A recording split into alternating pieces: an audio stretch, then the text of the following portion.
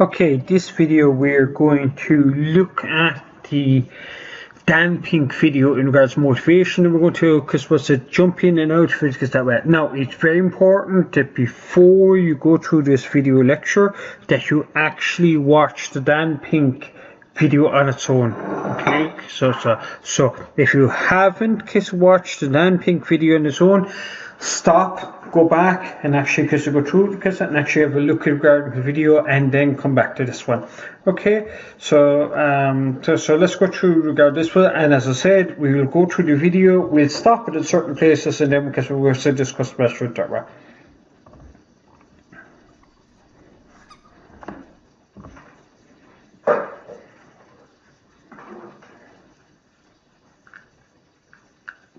Our motivations are unbelievably interesting. I mean, I've been working on this for a few years, and I just find the topic still so amazingly engaging and interesting. So I want to tell you about that.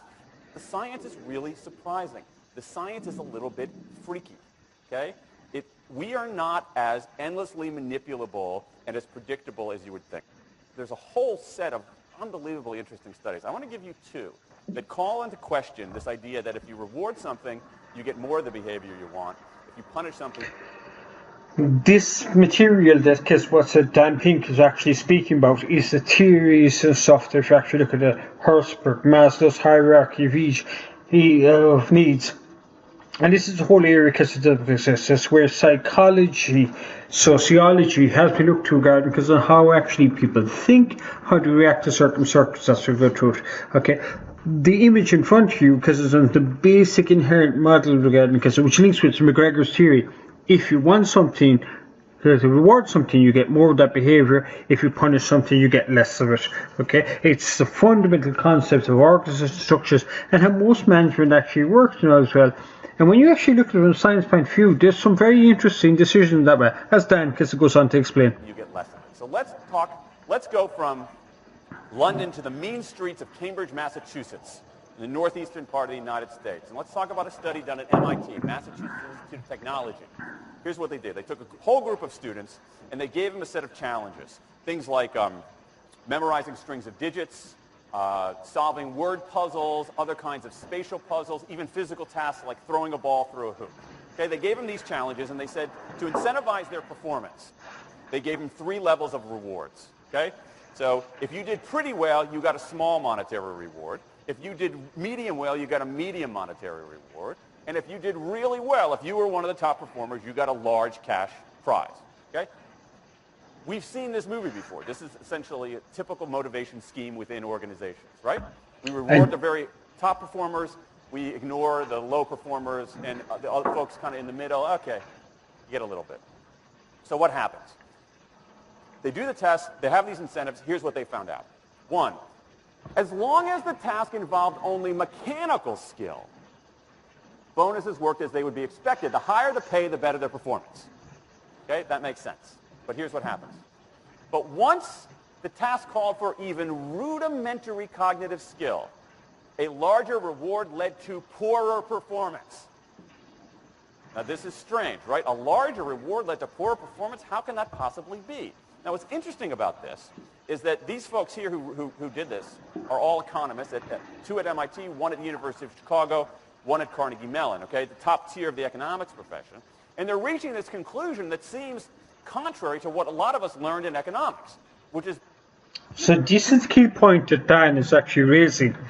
He's saying that as long as it involves basic skills, do this, do that. Perform here, perform that. Okay, this whole scheme of giving a bonus or reward regarding for that way works exceptionally well. The cognitive skills means as long as it requires some personal engagement, personal initiative, getting through to it yourself or taking ownership of it, you then get in a situation because it's where you have turned around in regard because of problems, not it doesn't actually work. Okay, so that's the issue because we're good down, and that's what your issue because we're tackling, because you deal with it regard because it's done. So straight off regard because the key point here is this basic method of preparing a bonus or paying reward that way actually links quite carefully with regard to what actually happens in the real world. It's a basic incentive scheme which is used to motivate the staff. Which is that the higher the reward, the better their performance. And they're saying that once you get above rudimentary cognitive skill, it's the other way around. Which seems like this kind of, the idea that these rewards don't work that way seems vaguely left-wing and socialist, doesn't it? It's kind of this kind of weird socialist conspiracy. For those of you who have those conspiracy theories, I want to point out the notoriously left-wing socialist group that financed the research, the Federal Reserve Bank. So this is the mainstream of the mainstream coming to a conclusion that's quite surprising, seems to defy the laws of behavioral physics. So this is strange. It's strange finding. So what do? They say, this is freaky. Let's go test it somewhere else. Maybe that $50 or $60 prize isn't sufficiently motivating for an MIT student, right? So let's go to a place where $50 is actually more significant relatively. Right? So let's take the experiment. We're going to go to Madurai, India, rural India, where $50, $60, whatever the number was, is actually a significant sum of money. So they replicated the experiment in India roughly as follows. Small rewards, the equivalent of 2 weeks' salary. Small performance, low performance, 2 weeks' salary. Medium performance, about a month's salary. High performance, about 2 months' salary. Okay, so those are real good incentives. Okay, so you're going to get a different result here. Well, what happened, though, was that the people offered the medium reward did no better than the people offered the small reward. But this time around, the people offered the top reward. They did worst of all. Higher incentives led to worse performance. What's interesting about this is that it actually isn't all that anomalous. This has been replicated over and over and over again by psychologists, by some extent by sociologists, and by economists, over and over and over again. For simple, straightforward tasks, those kinds of incentives, if you do this, then you get that, they're great. For tasks that are algorithmic, set of rules where you have to just follow along and get a right answer, if-then rewards, carrots and sticks, outstanding. But when the task gets more complicated, when it requires some conceptual, creative thinking, those kinds of motivators demonstrably don't work. In fact, money is a motivator at work, but in a slightly strange way. If you don't pay people enough, they won't be motivated. What's curious about, there's another paradox here, which is that the best use of money as a motivator is to pay people enough to take the issue of money off the table. Pay people enough so that they're not thinking about money and they're thinking about the work. Now, once you do that, it turns out there are 3 factors that the science shows lead to better performance. So here we're looking at the situation that money is a motivating factor up that way. And this links in with Maslow's hierarchy of need, that money gets between goods so that it satisfies up to a certain stage. Okay?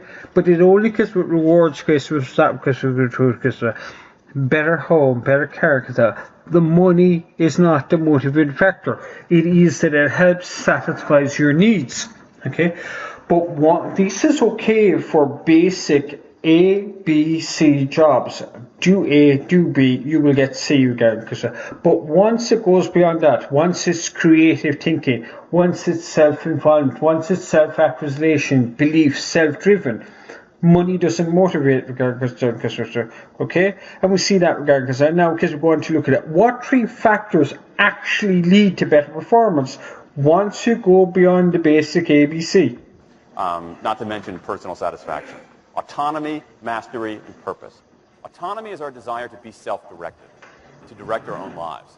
Now, in many ways, traditional notions of management run afoul of that. Management is great if you want compliance, but if you want engagement, which is what we want in the workforce today as people are doing more complicated, sophisticated things, self-direction is better.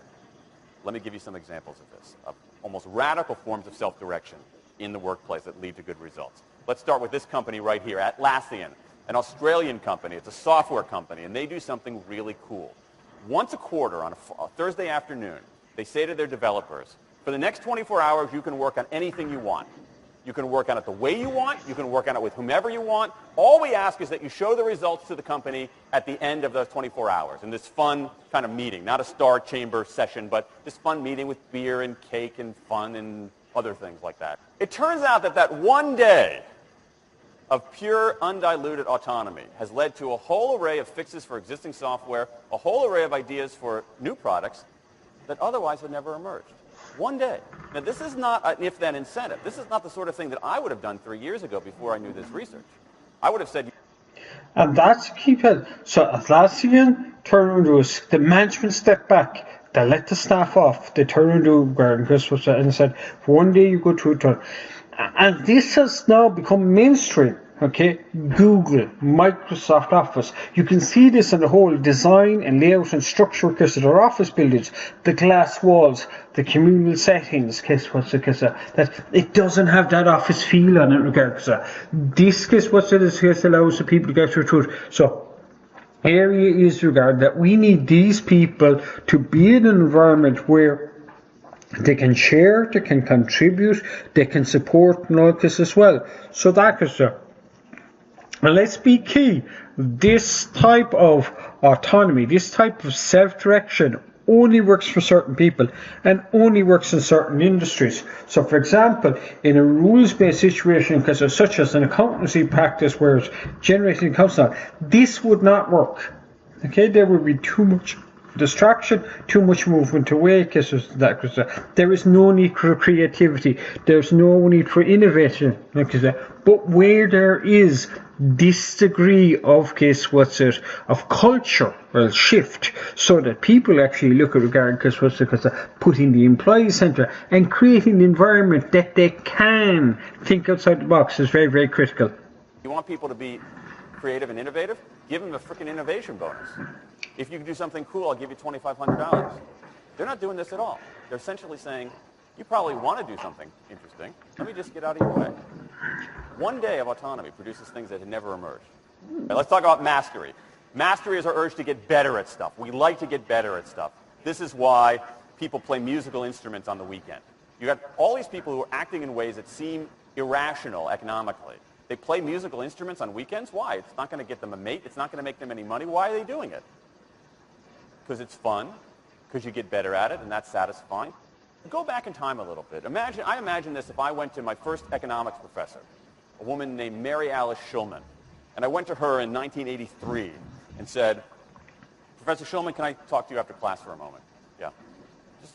I got this inkling. I got this idea for a business model. I just want to run it past you. Here's how it would work. You get a bunch of people around the world who are doing highly skilled work, but they're willing to do it for free and volunteer their time, 20, sometimes 30 hours a week. Okay, she's looking at you somewhat skeptically there. Oh, but I'm not done. And then what they create, they give it away rather than sell it. It's going to be huge. I mean, she truly would have thought I was insane. Okay, it seemed to fly. And it does sound insane. Okay, people are already doing very high-skilled, technical experience, highly skilled work, donating 20, 30 hours a week, regardless of it, and doing it for free, doing it for no benefit, bar that they're getting good at it. And we see this up and down the country all the time. Carers, community groups, tidy towns, okay, parish halls, sports group, voluntary supports, people who donate blood, all these and that, with no benefit on the regard, rather was a sense of self-fulfillment and that, same thing regarding people, hobbies and that, right? Writing a book that will never be published, okay? Turn playing music, singing in local choir, a group and all this. These are all things regarding where people do it first, okay? And in as I said, because a review, the idea behind it, you would do skill for no reward was in that way. But we actually seen it as because it speaks regarding about Linux. In the face of so many things, but what do you have? You have Linux powering 1 out of 4 corporate servers in Fortune 500 companies, Apache powering more than the majority of web servers, Wikipedia. What's going on? Why are people doing this? Why are these people, many of whom are technically sophisticated, highly skilled people who have jobs? Okay? They have jobs. They're working at jobs for pay, doing sophisticated technological work. And yet, during their limited discretionary time, they do equally, if not more, technically sophisticated work, not for their employer, but for someone else for free. That's a strange economic behavior. Economists who looked into it, why are they doing this? It's overwhelmingly clear.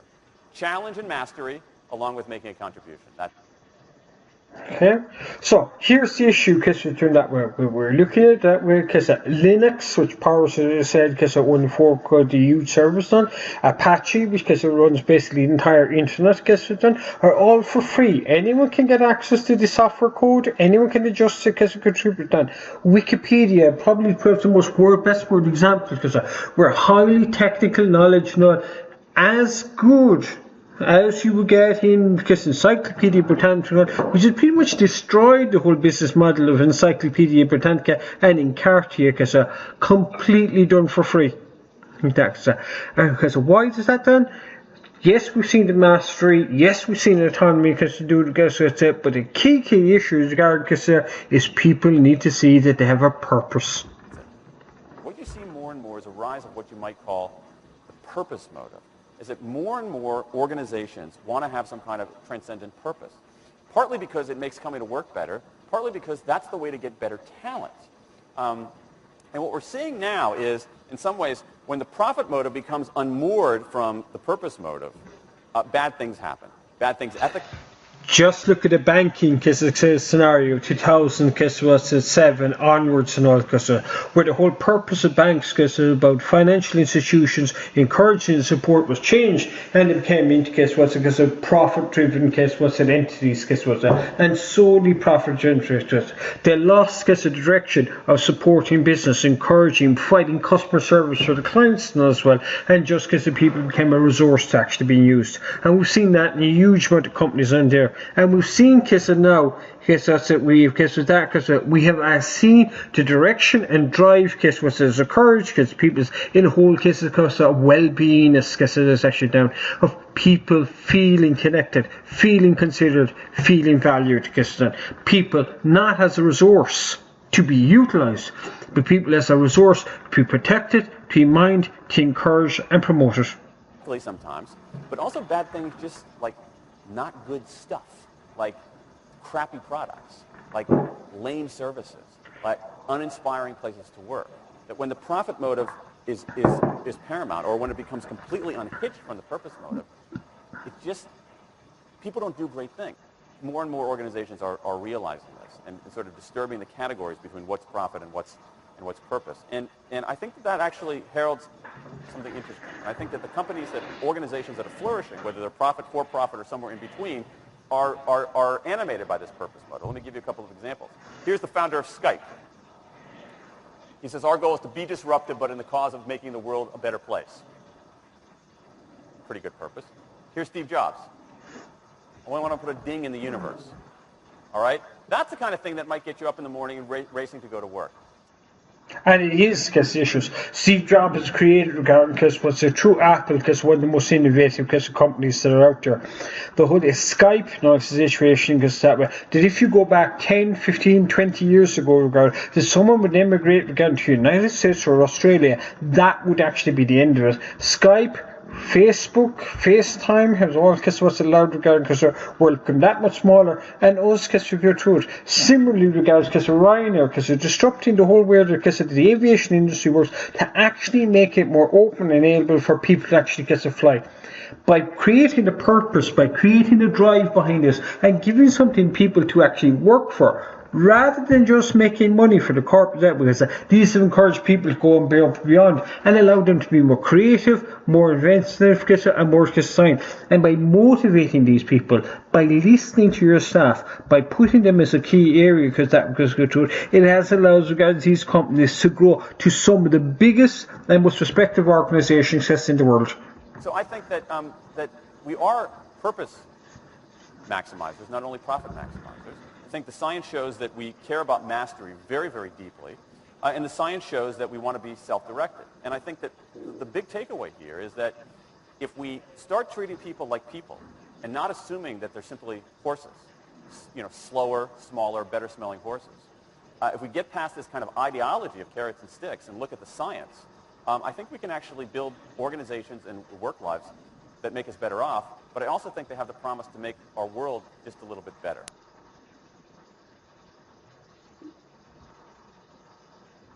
It's a key point in that, okay? So that makes the focus in regard to culture within the organisation, that it actually looks at putting the people central, the view of the customers, the view of the suppliers, the view of the employees, because they're there, and maximising their involvement in that business.